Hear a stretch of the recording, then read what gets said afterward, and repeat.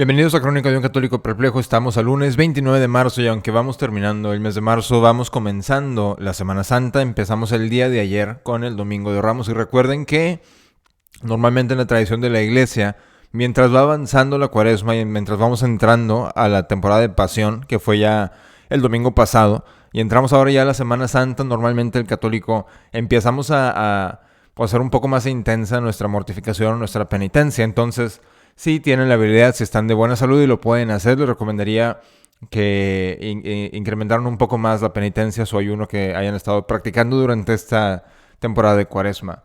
Y ahora, ¿por qué se llama Semana Santa? Porque normalmente le conocemos ese tiempo como Semana Santa, ¿verdad? Y es que es verdaderamente la temporada litúrgica más importante de todo el año litúrgico.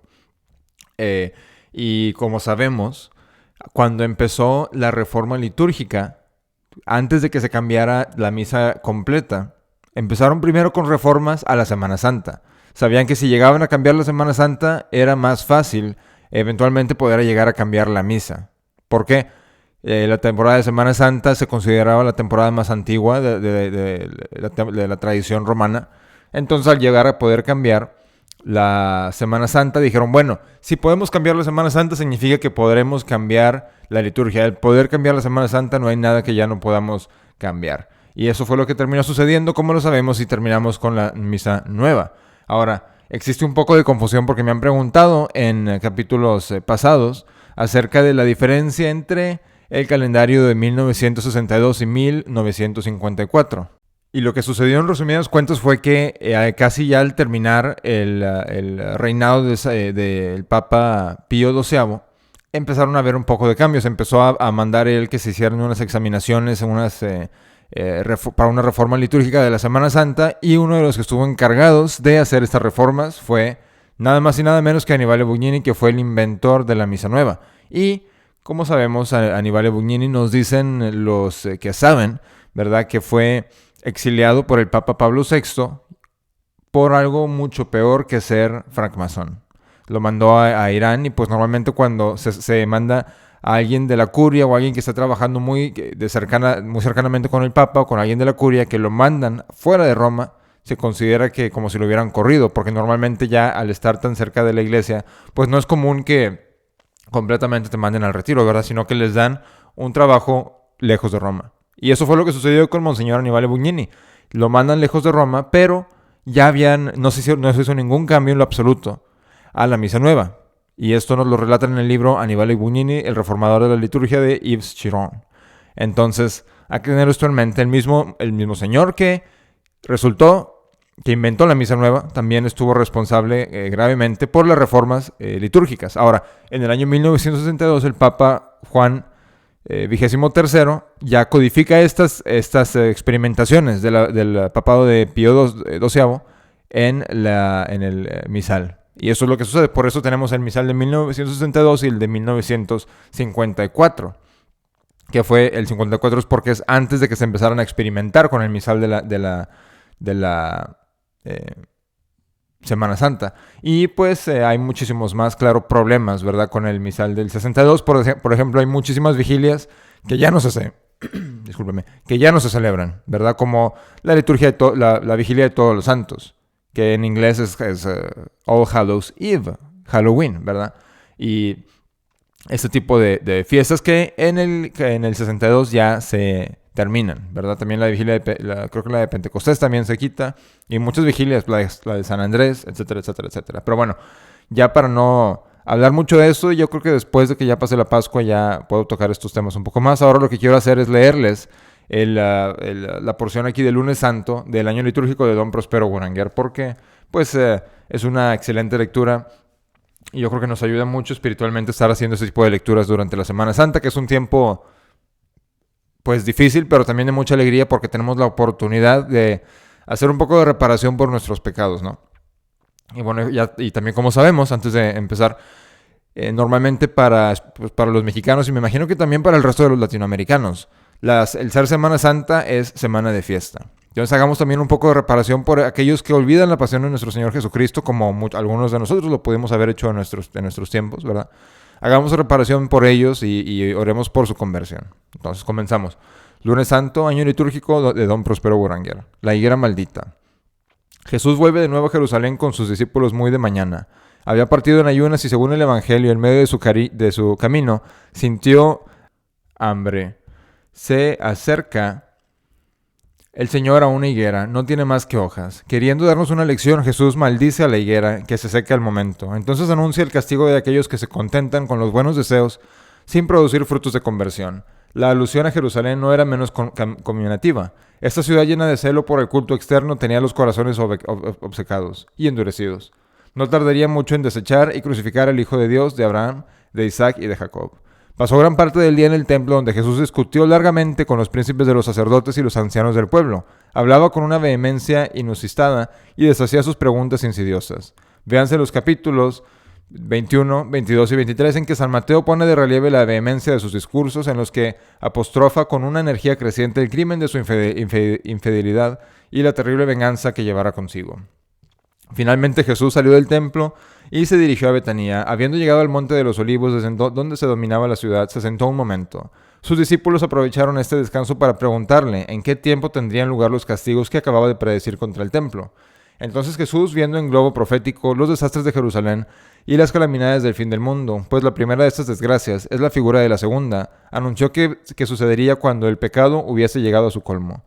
En lo tocante a la destrucción de Jerusalén, fijó la fecha al decir: en verdad os digo que no pasará esta generación sin que se hayan cumplido todas estas cosas. Así fue. Apenas habían transcurrido 40 años cuando los ejércitos imperiales preparados para exterminar el pueblo de Isida ponían sus tiendas en lo alto del monte Olivete, en el mismo lugar en que estaban ahora el Salvador, y desde ahí comenzaban a la Jerusalén ingrata y menospreciadora. Después de haber conversado largamente acerca del juicio final en el que serán juzgados todos los hombres, Jesús entra en Betanía y consuela con su presencia el corazón traspasado de dolor de su Santísima Madre. La estación en Roma se celebra en la iglesia de San Práxedes. Esta iglesia, además de 2.300 cuerpos de mártires extraídos de las catacumbas y depositadas en ella en el siglo IX por el Papa San Pascual I, posee la columna en que el Salvador fue flagelado, una importante reliquia de la Vera Cruz, 3 espinas de la corona donadas por San Luis y las reliquias de San Carlos Borromeo.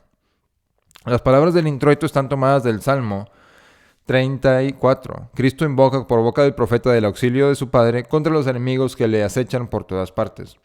El introito es: juzga, Señor, a los que me dañan, vence a los que me combaten, empuña las armas y el escudo, y levántate de mi ayuda, Señor, fortaleza de mi salud. Saca la espada y cierra contra los que me persiguen. Di a mi alma, yo soy tu salud. Y se repite el introito en la misa. En la colecta la Iglesia nos enseña a recurrir a los méritos de la pasión del Redentor cuando queramos obtener de Dios socorro en nuestras necesidades. La colecta es: suplicarnos-te, oh Dios omnipotente, hagas que los que desfallecemos por nuestra flaqueza, en medio de tantas adversidades, respiremos por los méritos de la pasión de tu unigénito Hijo, que vive y reina contigo. Y antes de leer la epístola quiero notar cómo dice la colecta: los que desfallecemos por nuestra flaqueza. O sea, normalmente a través de la Cuaresma se menciona la debilidad del cuerpo, ¿verdad?, al estar en ayuno. Y como les mencioné al principio de este programa, en Semana Santa se incrementa, se pone un poco más intenso esta penitencia, esta mortificación, al punto de que ya dice la liturgia de la Semana Santa, ya nos estamos prácticamente desmayando de tan débiles que estamos de tanto ayuno, pero ya viene la Pascua, ya viene la alegría de la resurrección. Pero bueno, comencemos. La epístola. Lección del profeta Isaías. En aquellos días, dijo Isaías, el Señor Dios me abrió el oído, y yo no le contradije. No me torné atrás. Di mi cuerpo a los que me herían y mis mejillas a los que me mesmaban del cabello. No aparté mi rostro de los que me injuriaban y escupían. El Señor Dios fue mi auxiliador, por eso no fui confundido. Por eso puse en mi cara como una roca durísima, y sé que no seré confundido. Cerca está el que me justifica. ¿Quién me contradirá? Estamos juntos. ¿Quién será mi adversario? Acérquese a mí. He aquí el Señor Dios es mi auxiliador. ¿Quién me condenará? He aquí que todos envejecerán como un vestido, los comerá la polilla. ¿Quién hay entre vosotros que tema al Señor, que oiga la voz de su siervo? El que anda en tinieblas y no tenga luz, confía en el nombre del Señor y se apoye sobre su Dios. Isaías, profeta preciso y elocuente en lo que hace relación a las pruebas del Mesías, nos revela hoy los padecimientos de nuestro Redentor y la paciencia con que sufrió los malos tratos de sus enemigos. Jesús ha aceptado la misión de víctima universal y no le apartará de su decisión ningún dolor ni humillación. No escondí mi rostro entre las injurias y los esputos. ¿Qué reparación hemos de dar a la majestad soberana, que por salvarnos ha soportado tales ultrajes? He aquí a los judíos cobardes, pero crueles. No temblan ante su víctima. No ha mucho una sola palabra les ha echado por la tierra en el huerto de los olivos, mas luego se ha dejado atar y arrastrar hasta el palacio del sumo sacerdote. Se le acusa, se lanzan gritos contra su persona, nada responde. Jesús Nazareno, el doctor, el gran taumaturgo, ha perdido su prestigio. Todo está permitido en contra suya. Así sucede al pecador que permanece tranquilo cuando oyó al rugir al rayo y no le ocasionó la muerte.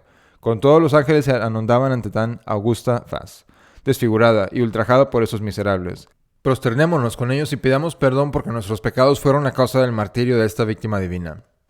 Pero escuchemos las últimas palabras del Salvador y démosle gracias. Él dijo, que no pierda ahora la esperanza el que anda en las tinieblas y sin luz alguna. Era el pueblo gentil sumido en el vicio y en la idolatría. No sabe lo que está sucediendo en Jerusalén, no sabe que la tierra es morada del hombre Dios y que este hombre Dios está padeciendo la opresión del pueblo que se había escogido y favorecido a manos llenas. Pero pronto la luz del Evangelio derramará sus rayos sobre el pueblo infiel. Creará y se someterá, amará a su libertador hasta devolverle vida por vida y sangre por sangre. Entonces tendrá cumplimiento el oráculo de aquel indigno pontífice que, aunque a pesar suyo profetizó la salvación del pueblo gentil por medio de la muerte de Jesús y anunció al mismo tiempo que esta muerte reunirá en una misma familia a todos los hijos de Dios dispersos por el mundo. En el gradual David continúa pidiendo venganza para los verdugos del Mesías, bien merecida por su ingratitud y dureza de corazón. El tracto es el mismo del miércoles de ceniza que la iglesia repite los lunes, miércoles y viernes para implorar la divina misericordia en la penitencia cuaresmal. El gradual. Levántate, Señor, y atiende a mi juicio, Dios mío y Señor mío, juzga mi causa, saca la espada y cierra contra los que me persiguen. El Evangelio. Continuación del Santo Evangelio según San Juan. 6 días antes de la Pascua fue Jesús a Betania, donde había muerto Lázaro, a quien resucitó Jesús. Hiciéronle allí una gran comida. Servía Marta y Lázaro era uno de los sentados en la mesa con él. Entonces María tomó una libra de ungüento de nardo precioso, de mucho precio, y ungió los pies de Jesús, y enjugó sus pies con sus cabellos. Y la casa se llenó del olor del ungüento. Y dijo uno de sus discípulos, Judas Iscariote, el que le había de entregar, ¿por qué no se ha lavado este ungüento con 300 denarios y se ha dado a los pobres? Pero dijo esto no porque le importaban los pobres, sino porque era ladrón y tenía la bolsa y sacaba lo que se echaba en ella. Dijo entonces Jesús, dejadla, que lo conservó para el día de mi sepultura, porque a los pobres siempre los tendréis con vosotros, pero a mí no me tendréis siempre. Supo entonces mucha gente judía que se hallaba ahí, y vinieron, no por Jesús solamente, sino también para ver a Lázaro, a quien él había resucitado de entre los muertos. Acabamos de oír la lectura del pasaje evangélico a que aludimos hace unos días. El sábado anterior al Domingo de Ramos ha sido colocado en la misma de hoy porque antiguamente no había estación el sábado. La Iglesia nos llama la atención con este episodio sobre los postreros días de nuestro Redentor para hacernos sentir con él todos los acontecimientos que se realizan en este momento en torno suyo. María Magdalena, cuya conversión nos había admirado hace unos días, está llamada a tomar parte en la pasión y resurrección de su Maestro. Tipo ideal del alma convertida y admitida a gozar de los favores celestes. Debemos seguirla en todas las circunstancias en que la gracia divina la va a hacer tomar parte. La hemos visto siguiendo al Salvador paso a paso y ayudándole en sus necesidades. Además, el Santo Evangelio nos la muestra preferida a Marta, su hermana, pues ha escogido la mejor parte. En estos días es objeto de nuestro interés principalmente por su tierna adhesión a Jesús. Sabe que le buscan para matarle y el Espíritu Santo, que la guía interiormente por unos estados que se suceden, cada vez más perfectos, ha querido que hoy dé cumplimiento a una acción profética, previendo lo que tanto teme. Entre los 3 presentes de los magos, uno de ellos significa la muerte del Rey Divino, a quien esos hombres vinieron a visitar desde el lejano oriente. Era la mirra, perfume funerario, empleado tan copiosamente en el entierro del Salvador. Hemos visto que la Magdalena, al convertirse, testimonio del cambio de su vida derramado sobre los pies de Jesús un ungüento precioso. Ahora emplea también este medio como muestra de su amor. Su maestro está comiendo en casa de Simón el leproso, María está con él, como también sus discípulos. Marta sirviendo, hay paz en esta casa, pero todos presienten cosas adversas. De repente María Magdalena aparece con un vaso lleno de ungüento de nardo precioso. Se dirige a Jesús arrojándosele a sus pies, los unge con este perfume y luego los enjuga con sus cabellos. Jesús estaba tendido sobre un diván en donde los orientales se recuestan mientras comen. Fue pues fácil que la Magdalena se pusiese a sus pies. 2 evangelistas, completada su narración por San Juan, nos muestran que ella derramó también sobre la cabeza del Salvador este oloroso ungüento. ¿Comprendía bien la Magdalena en ese momento la importancia de la acción que le había inspirado el Espíritu Santo? Nada nos dice el Evangelio, pero Jesús reveló este misterio a sus apóstoles, y nosotros, que nos hacemos eco de sus palabras, conocemos por esta acción que ha comenzado. Podemos decir, la pasión de nuestro Señor Redentor, desde el momento en que la Magdalena le embalsama para su futura sepultura. El suave y penetrante olor del perfume se había extendido por toda la morada. Uno de los discípulos, Judas Iscariote, protesta contra lo que él llama gasto inútil. Su bajeza y codicia le habían hecho insensible a todo pudor. Muchos de los discípulos confirmaron su opinión. Sus pensamientos eran tan rústicos todavía. Jesús permitió esta protesta por varias razones. Quería anunciar su próxima muerte a los que le rodeaban, revelándoles el secreto que contenía esta fusión de perfume sobre su cuerpo. En segundo lugar, glorificar a la Magdalena, que le profesaba un amor tan tierno y tan ardiente, y entonces anunció que su fama se extendería por toda la tierra tan lejos cuanto se extendiese el Evangelio. En fin, quería consolar de antemano a las almas piadosas, a las que su amor inspiraría obras de liberalidad para su culto, y resguardarlas de las críticas mezquinas de que serían objeto. Recojamos estas enseñanzas divinas. Honremos a Jesús no solo en su persona, sino también en los pobres. Honremos a la Magdalena y sigámosla hasta que pronto le veamos en el Calvario y en el sepulcro. En fin, dispongámonos a embalsamar a nuestro Señor, reuniendo para su entierro la mirra de los magos que figura el sacrificio y el precioso nardo de la Magdalena que representa el amor generoso y compaciente. En el ofertorio el salmista en nombre del Redentor, después de explorar el auxilio divino, pide a Dios que se digne ser fiel en el cumplimiento de sus decretos en favor de la humanidad. El ofertorio es: líbrame de mis enemigos, Señor, a ti recurro, enséñame a cumplir tu voluntad, porque tú eres mi Dios. La secreta contiene en sí toda la fuerza divina de nuestros augustos misterios. No solo purifica este sacrificio del alma, sino que además la eleva a la unión perfecta con el que es su autor y principio. La secreta es: haz, oh Dios omnipotente, que estos sacrificios nos purifiquen con su poderosa virtud y logren llevarnos más puros a su principio. En la comunión resuena una maldición contra los enemigos del Salvador, así en el gobierno del mundo. Ejecuta Dios a un mismo tiempo su misericordia y su justicia. La comunión es: avergüéncense y sean confundidos aún a los que se alegran de mis males. Vístanse de vergüenza, confusión los que hablan males contra mí. La Iglesia concluye las súplicas de esta misa pidiendo que sus hijos conserven el espíritu ferviente que acaban de recibir en su fuente. La poscomunión es: comuníquenos, Señor, tus santos misterios, un fervor divino, con el que podamos gozar de sus delicias y de su fruto, por Jesucristo nuestro Señor. Y luego la última oración, el sacerdote en la misa diría en latín: humillad vuestras cabezas delante de Dios, y diría: ayúdanos, oh Dios Salvador nuestro, y haz que celebremos alegres los beneficios con que te has dignado restaurarnos, por Jesucristo nuestro Señor. Y así termina el año litúrgico, la entrega del año litúrgico del Lunes Santo. Y bueno, como podemos ver, pues muy excelentes estas reflexiones que nos deja don Próspero Guaranguer. Muy dignas de estarse meditando el día de hoy, ¿verdad? Y a través de esta Semana Santa. Y es lo que vamos a estar haciendo esta semana.